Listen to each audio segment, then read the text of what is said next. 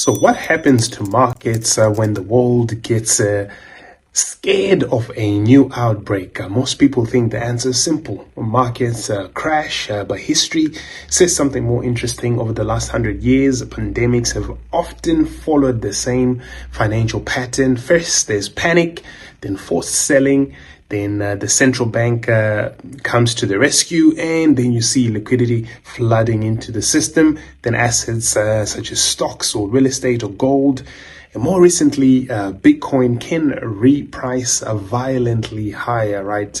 This is the pandemic market playbook, crash, print, reprice, repeat. And if the outbreak of fear ever returns in a serious way, crypto may be the first to crash first. So you guys always have to pay attention to that. But Bitcoin could become one of the biggest beneficiaries of the policy response that typically follows such events, right? So let's go back to the Spanish flu, because what we've done is do research over the last 100 years of what has happened in the markets whenever there's been a major pandemic. So the Spanish flu hit between 1918 and 1920. It was devastating, but markets did not stay broken forever. Then came the flu outbreaks of the Asian flu, Hong Kong flu, SARS, H1N1, Ebola.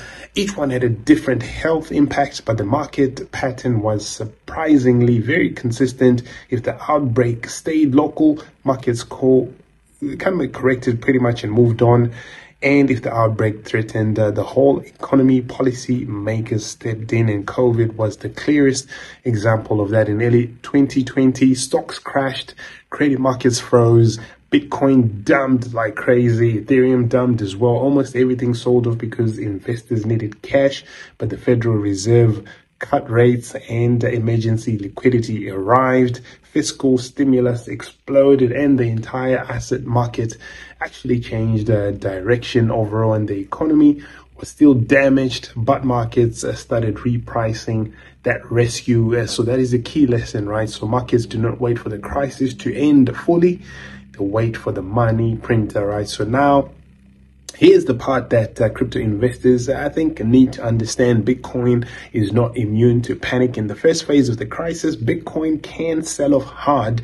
And the reason is if it trades 24/7, it is liquid, it is used as collateral, traders are leveraged. And when global markets panic, people sell, and they sell quickly, right? So this is exactly what happened in March 2020. Bitcoin crashed along with risk assets.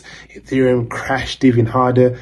Altcoins were destroyed, but that did not mean that the Bitcoin thesis failed. It meant that Bitcoin was moving through a phase one of that crisis, right? So the liquidity black hole, then phase two arrived, which was the policy rescue. And once money started flooding the system, Bitcoin's scarcity narrative became incredibly powerful. That is when Bitcoin went from panic asset to the macro asset, right? So the important thing is that crypto today is not the same market, of course, that it was back in 2020. Back then, there was no spot Bitcoin ETFs. Institutional access was pretty much limited, and also stablecoins were growing, but they were not yet central to the global payments conversation, and DeFi was still early, regulation was unclear.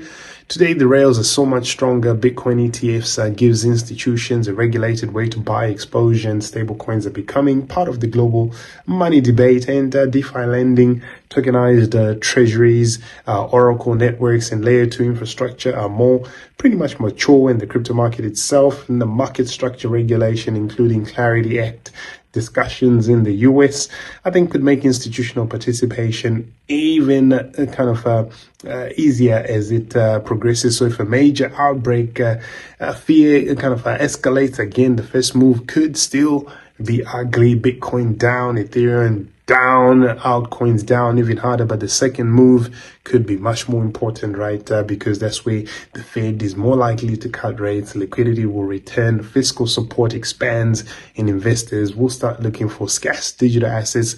Crypto could reprice faster than any traditional markets, and now, to be clear, at the end of the day, the current hantavirus headlines should not be treated as the next COVID. Public health authorities have said that the global risk is low, and virus does not spread like COVID under normal circumstances. So this is not a prediction that hantavirus becomes a global pandemic.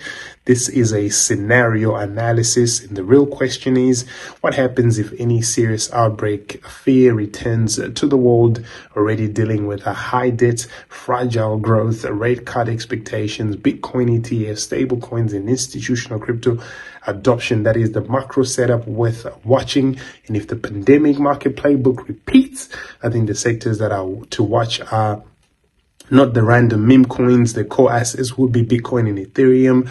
Bitcoin is the hard money asset. Ethereum is the settlement layer for stablecoins, DeFi, and tokenized finance. Then watch RWAs, tokenized treasury plays like Ondo, Oracle infrastructure like Link and Pyth, DeFi lending like Aave, or layer 2 networks like Arb or OP, high performance chains like Sol and Sui, and AI compute related tokens like Tau, Render, or AKT. And, this is obviously what is trending these days. So, in a crisis, digital rails definitely matter more. So the headline is not hantavirus will pump Bitcoin. That is lazy. The real framework is pandemics crash market first, policy rescue comes in, and then the biggest winner are the assets that absorb the new money the fastest. And in 2020, that could have been really proved to be Bitcoin. And I think we might see something similar in a future event if that's so sort of likely happens. So let me know what your thoughts are. Check out the links in the description if you want to know where to